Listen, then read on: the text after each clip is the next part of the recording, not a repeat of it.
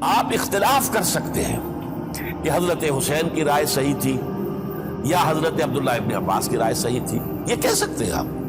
لیکن کسی کی نیت پر حملہ نہیں کر سکتے۔ اسی طریقے سے بعض لوگ جو ہے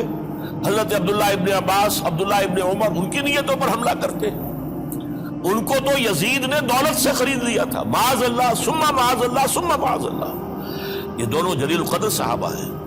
یہ تو صغار صحابہ میں سے نہیں ہے، یہ جوان تھے پورے حضور کے زمانے میں، جنگوں میں حصہ لیا ہے۔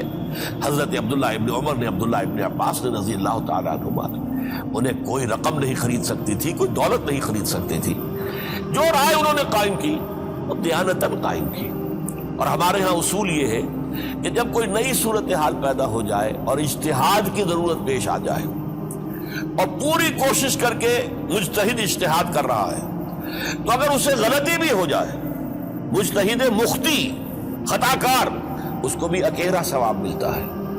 اور مجتہد مصیب، وہ مجتہد کے جس کی رائے صحیح، جس کا فیصلہ صحیح ہے، اسے دوہرا ثواب ملتا ہے۔ تو ان کے مابین ایک اختلاف رائے کا ہوا، اجتہاد کا ہوا۔ آیا یہ غلطی اتنی بڑی ہے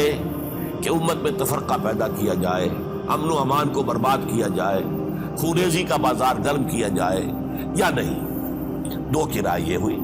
ان کی مخلصانہ رائے تھی، ان کی دیانت دارانہ رائے تھی، ہم ان کی نیت پر حملہ نہیں کر سکتے، آپ اختلاف کرنا چاہیں تو کیجئے۔ اسی طرح حضرت عبداللہ ابن زبیر اور حضرت حسین ابن علی رضی اللہ تعالیٰ عنہ، ظاہر بات ہے کہ ان کا بھی ایک اجتہادی رائے تھی کہ نہیں، یہ دین کے نظام کے اندر بہت بڑا رکھنا پڑ رہا ہے، یہ تو اب قیصر و کسریٰ کی سنت شروع ہو رہی ہے، یہ اسلام کے دین کے اوپر طریقہ نہیں، عمل نہیں ہو رہا ہے، تو ہم اسے اپنی جانوں کا نذرانہ دے کر بھی اسے روکیں گے، روکنے کی کوشش کریں گے، رکے نہ رکے ہم اپنی جانیں دے دیں گے۔ یہ بھی دیانت دارانہ رائے تھی، مخلصانہ رائے تھی، ان کی نیت پر کوئی حملہ کم سے کم اہل سنت والجماعت میں سے کسی شخص کو حق نہیں ہے۔ اس لیے کہ اہل سنت والجماعت کا کہنا یہ ہے، الصحابۃ کلہم عدول، صحابہ جتنے بھی ہیں وہ سب کے سب عدول ہیں،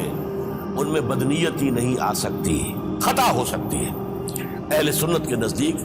معصومیت خاصہ نبوت ہے، نبوت ختم ہو گئی محمد الرسول اللہ صلی اللہ علیہ وسلم پر، آپ کے بعد معصوم کوئی نہیں، ابو بکر بھی معصوم نہیں، عمر بھی معصوم نہیں، عثمان بھی معصوم نہیں، علی بھی معصوم نہیں، رضی اللہ تعالیٰ عنہ اجمعین۔